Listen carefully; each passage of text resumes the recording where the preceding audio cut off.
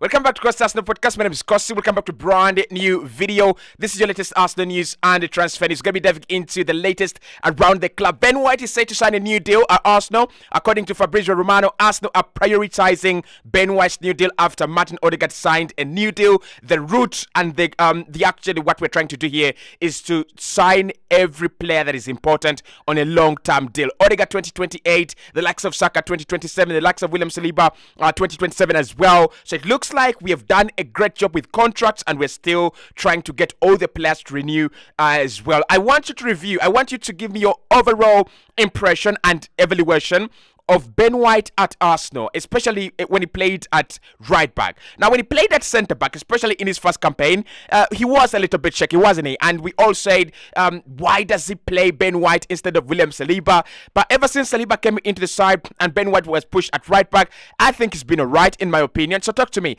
Ben, is he one of the players that are now untouchable in this Arsenal side? Do you love him? Do you actually think he's a good player at right back? Or would you prefer Arsenal to go to the market and bring in a player like, York and Seller? Talk to me in the comment box below around that one. We're going to talk about injuries. Saka, it looks like it's not important. It isn't as serious as we thought. Initially, Gabriel Jesus, Gabriel Martinelli, Leandro Trossard, Thomas Partey, and a couple of other injury updates as well. So hit the like button, subscribe to the podcast. Let's get this video to 300 likes. Right. So let's start off with the Ben White story, because Fabrizio Romano yesterday put up a big update, and he said Arsenal are in negotiations with Ben White and he's come to see that they can actually give him a new deal. Now, that follows Martin Odegaard's deal, which I didn't actually talk about, but Odegaard signed a new deal at Arsenal and it will take him until 2028. So, what is actually crazy about that deal is they didn't add an option for another year. So, it's about 5 more years in Odegaard's deal until 2028. And I think it's going to be more likely the same, right? It might be more likely the same with Ben White. We might see Ben sign a new deal until 2028. That is 5 more years. And what that does, and what I think is beautiful about this Arsenal side, Arteta, Edu, and the work they're doing, it just allows you to have a group of players, young players, but on long-term contracts. Now, I think Chelsea have done it very well, and that increases, but also preserves the value of these players. So if anyone wanted to buy Ben White or Odegaard at the moment, 5 more years on his deal. If anyone wanted to buy Odegaard, you've got to pay at least 100 million. And I'm serious, at least that is bare minimum 100 million. And with Enzo Fernandez being 120 and Moises Caicedo being 150, Odegaard is 150 plus million. That is the truth. And that is courtesy of the fact that he's done very well under this Arsenal new system, but then also his value is preserved and protected. So Ben White, in my opinion, he has deserved it. He has absolutely earned the new contract. There are not so many players that I would say struggled in their first campaign when signed by Mikel Arteta. Actually, let's be honest, apart from Fabio Vieira and Ben White, the rest of the other players that are actually doing well started off on fire. The rest of the other players that didn't start well, Lokonga is out of, not really out, but you don't expect him to become an important player anymore at Arsenal. And maybe Kai, right? And maybe Kai could become an important player. So Ben struggled when he came in, struggled at centre back, and Mikel just looked at him and he understood the role Ben White could play in this team. And I've always said that he looks like Matteo Darmian in that Inter Milan side. He looks like Matteo Darmian in that in that Inter Milan setup at right back. He's a very important player to Arsenal. He's a very important player to our system. I think he's improving a lot. He was never a right back. He was never, ever played as a right back at Brighton. And the way he's evolved, the way he's actually become into a much better player, understanding spaces, understanding those runs, when to run beyond Saka, when to run just to the same level as Saka, providing that kind of overlap run, for Saka, it is mesmerizing. It's purely mesmerizing, right? So Ben White, new deal, I think he's earned it. I think I agree with Mikel Arteta and Edu. We've got to tie him down to a more lucrative contract, bigger money, bigger time, right? He's going to become a long-serving Arsenal player, Ben. Because when I look at Ben, he reminds me of Cesar Azpilicueta at Chelsea. He reminds me of Gary Cahill at Chelsea. That kind of signing that comes in the side and is not going to go anywhere. I don't remember one point in time when Gary Cahill signed for Chelsea. There was a war between Wenger and Chelsea trying to sign him from Bolton. But when he eventually ended up at Chelsea, there was not a single time when another club wanted to sign Gary Cahill. And he kept on renewing his deal. As the beauty with English players, it's the beauty with homegrown players at times. They just don't go away, right? So Ben could be at Arsenal for the next 10 years. Emil Smith-Rowe and Saka could be at Arsenal for the next 10 years.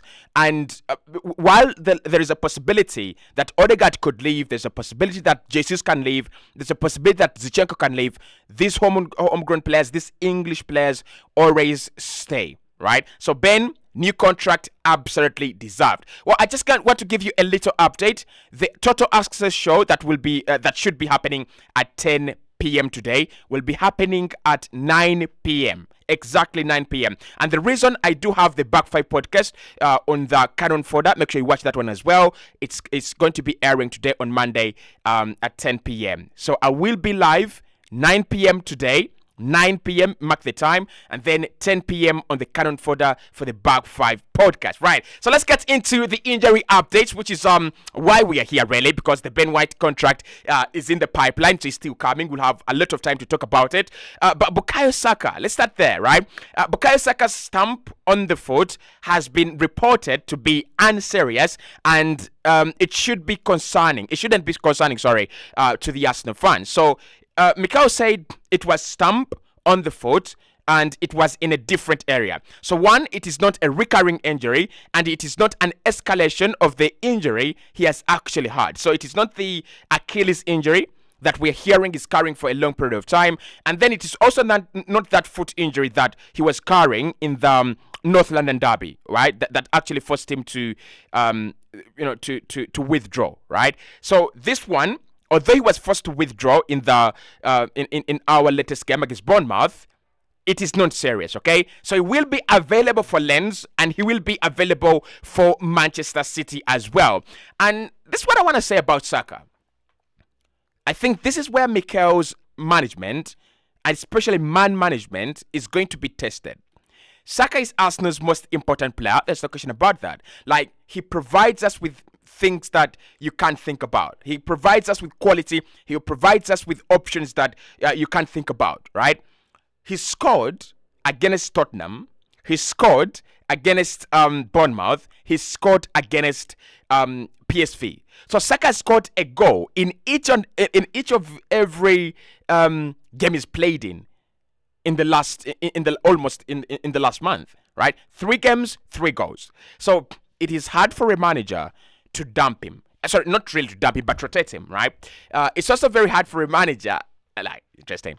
It's also very hard for a manager to go, well, we will line up without you, even though you're as important. But I think he's got to think about the player here, and he's got to think about the health of the player and the fitness of the player. Do we need him for Manchester City more than we need him for FC Lens tomorrow? Absolutely, right? And when I do my starting 11, I'm going to suggest that Saka drops. I'm going to suggest that Saka is rotated. Not in bad faith, not in a bad way, but it's just to preserve him. It's just to protect him. So for me, against FC Lens, I don't see why he should play. I really, really don't think he should play in that game. But he is okay. He is absolutely all right. However, Gabriel Jesus on the other side might not be as safe as we actually want him to be, because a couple of tests are going to be done according to the Daily Mail.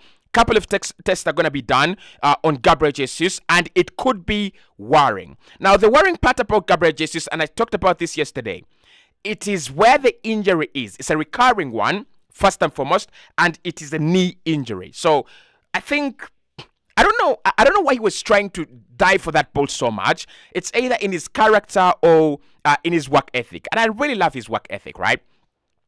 But if it's a knee injury, if it is if he was affected in the knee area of his leg, we are doomed. it's bad, right? It's absolutely bad because with knee injuries, they always don't go away. They are always there, and I don't know an injury that doesn't go away. Probably back injuries as well. I'm not really sure, but with knee injuries, they don't go away. They're always there. So, but of course, we're gonna get an update from Mikel Arteta today, or potentially tomorrow, Ali, on Gabriel Jesus, and we see whether he's gonna be available for FC Lens or not available. So there is an injury worry on Jesus' side, but it could be a blessing in disguise. If he misses out the trip on to FC Lens, he might be available for Man City. And again, he's another player that I think shouldn't play against FC Lens, right? Lens are not a quality side. And if they beat us, well, I'll take back my words. But before they do, I don't think they're a quality side. I don't think Arsenal need to risk it all, especially with Manchester City coming up, we risk it all at Lens, right? Emile Smith-Rowe, Reece Nelson, and Edin Ketia. That front three should be enough to get us 3 goals against FC Lens and get the job done, okay? So Jesus, test to be done. Let's wait and see whether the concern is going to be escalated or it will be much better. Leandro Trossard is fully available for Tuesday and Saturday and Sunday as well. Now, Trossard was available on the bench. He was available for selection, and maybe Mikel didn't know the extent of the injury, and he didn't want to rush him. Again, Trossard is one of your best performers. Really very good performance. Scored at the Goodson Park. Scored in the Champions League against PSV. Quality player, reliable, and always calls answers when duty calls. One thing I'm gonna say about Gabriel Jesus, and this is very very important, very key, right? The one thing I'm gonna say about Gabriel Jesus, about Leandro Trossard, is if we can rest him against Lens tomorrow and start him against Man City, it's going to be a game changer. He will be a game changer because City are struggling somehow. They don't have Lodri, and they're struggling to pick up these good results. They're just struggling to pick up these results that matter, right? Especially against Wolverhampton Wanderers. So their courage, their confidence is going to be down. Players like Leandro Trossard are sharp as an arrow, as sharp as a spear.